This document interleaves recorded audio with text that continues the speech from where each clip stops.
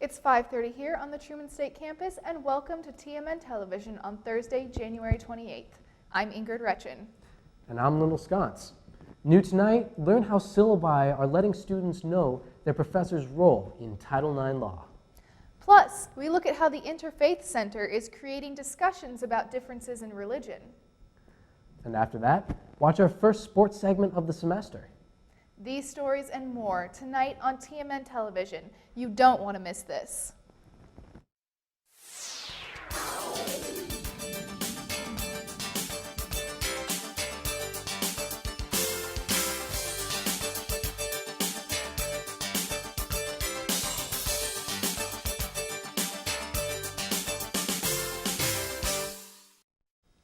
Best College Reviews ranked Truman State's Catholic Newman Center 33rd in its list of the 50 best college Newman Centers. Criteria for the rankings included student involvement, spiritual opportunities, and social opportunities provided to students. Newman Center Director Chris Cordy said the Newman Club started at Truman during the 1940s or 50s and has continued to grow. Cordy says the center is largely student-run and provides opportunities for mass, sacraments, small groups, service, and social events. This semester, many Truman State professors are including a new section explaining Title IX in their syllabi. Title IX is a federal law prohibiting sex or gender discrimination and sexual harassment or sexual assault in federally funded education programs. The new syllabi section states professors are required to report information about sexual misconduct to Title IX coordinator Jamie Ball. Though students are not required to take action after misconduct is reported, there are several options available. Students can pursue a university investigation, press charges with Kirksville Police Department, and contact university counseling services. The faculty blueprint teams formed by President Troy Pano are finalizing their proposals before a university-wide announcement. Pano says the teams were charged with creating a blueprint for the future of Truman and have developed suggestions for immediate and long-term implementation. The teams submitted their proposals on December 11th, and Pano reviewed them during winter break.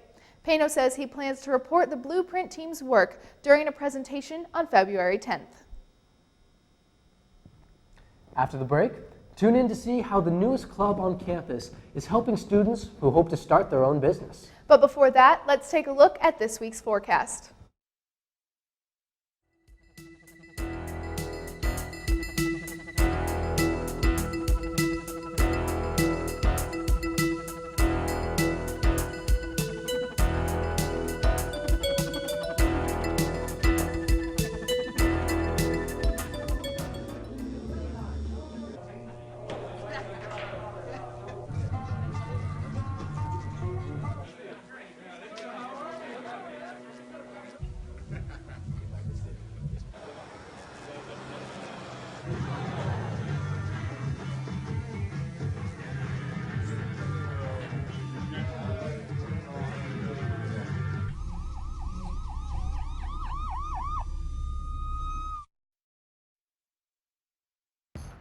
For just $4, get a double cheeseburger, a spicy chicken sandwich, fries, and a Coke. It's the heavyweight champion of deals. The $4 Real Deal, only at Hardee's. The Interfaith Center is sponsoring Spirituality Week, a series of daily events ending tomorrow.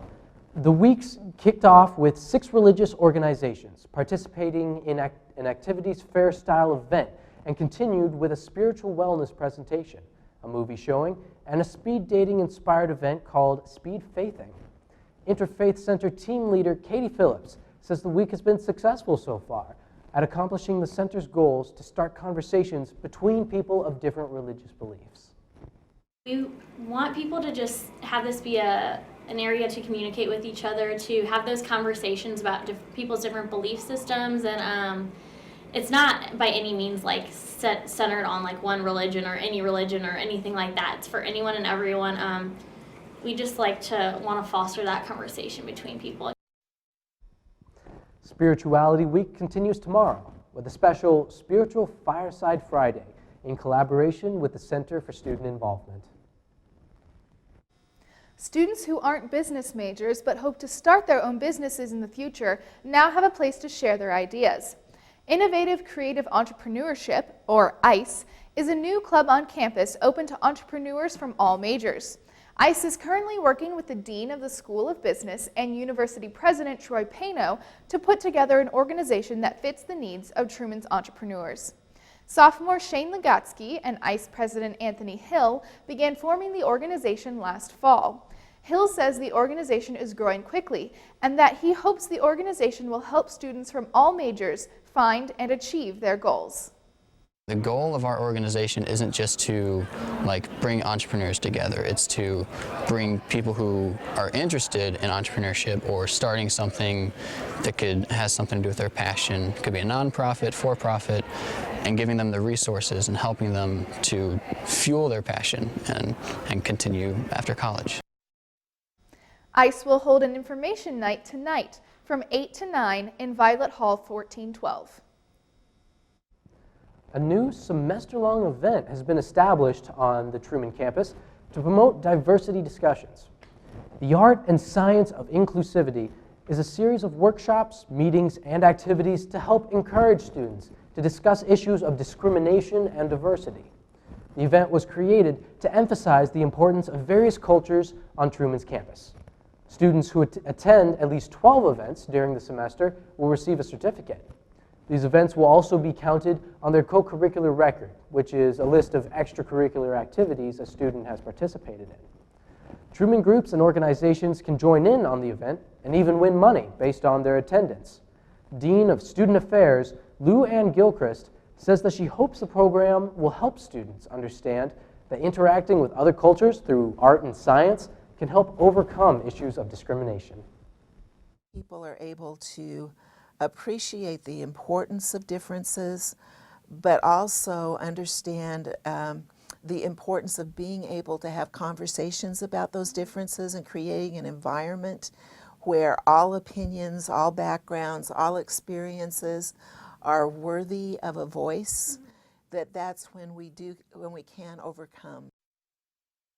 When we come back, stay tuned for our sports segment, The Dog Pound, hosted by Sarah Hicks.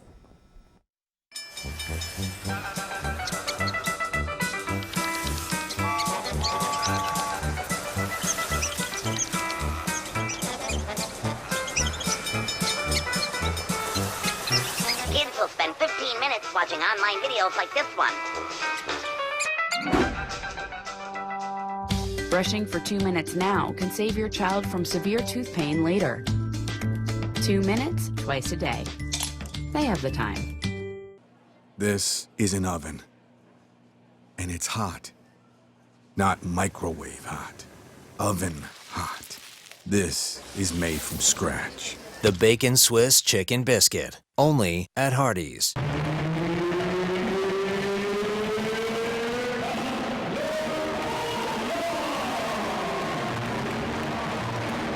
Hello, welcome to the Dog Pound, always brought to you by Hardee's. I am Sarah Hicks.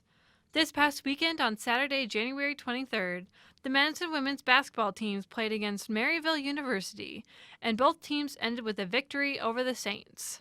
Before the game, I talked to women's head coach Amy Egan and men's head coach Chris Foster to discuss how they faced the game at hand. Let's take a look.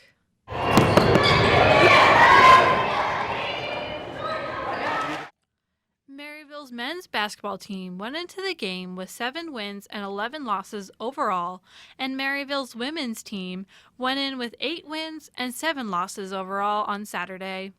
It was a game the Bulldogs could not afford to lose, and both teams went in level-headed and ready to face Maryville head-on. They've got some good kids. They got a couple of D1 transfers that are pretty good, one on the post and one on the perimeter.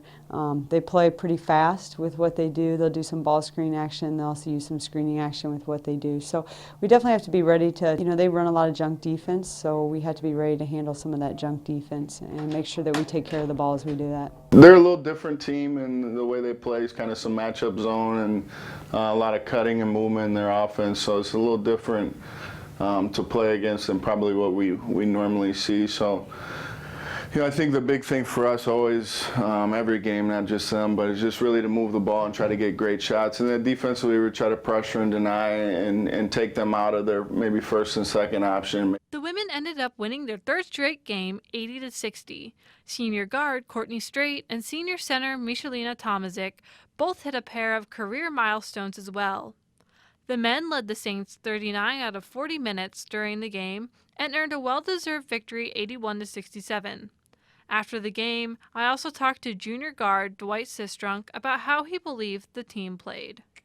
The Maryville game, I don't know, it was a different type of game. I mean, anytime we have an in-conference game, it'll be different. I mean, people are familiar with each other. People watch like film on all of our games and everything. So I really couldn't compare it. I feel like we got off to a good start, and we just competed well. I mean, we tried to bounce back from the 2-game losing streak, so that was our second win. So I feel like it was just good in getting everybody's rhythm back. And I feel like I did a pretty decent job of being aggressive, attacking the basket, and getting my other teammates involved. I had one of my season highs in assists, so and usually when that happens, we play pretty good and shooters get involved and good things happen for us on offense. I'm just really taking it a day at a time. Season is long, and it takes maximum effort every day from, personally and the team. So me personally, I just try to stay motivated every day to just finish the day and go day by day, and you look up and it'll all be over with. So. Thanks for tuning in to this week's episode of The Dog Pound. Tune in next week as I discuss player safety and the ethics of changing the rules of the game to benefit the players. As always, I am Sarah Hicks reporting for the Truman Media Network, and this has been The Dog Pound. Well, that brings us to the end of our program.